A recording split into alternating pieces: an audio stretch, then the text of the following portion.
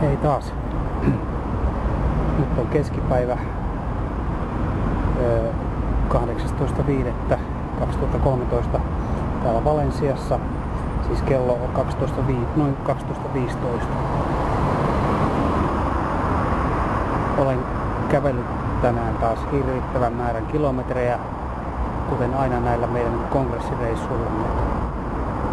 Jalat ovat täysin tohjona, samoin pakaralihakset.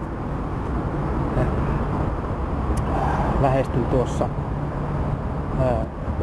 vaimon kongressipaikkaa, johon aion mennä syömään hänen kanssaan.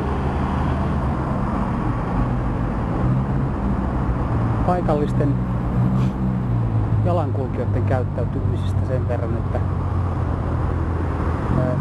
jos autoja ei tule, niin melkein kaikki jalankulkijat kävelevät suojatiellä punaisia päin.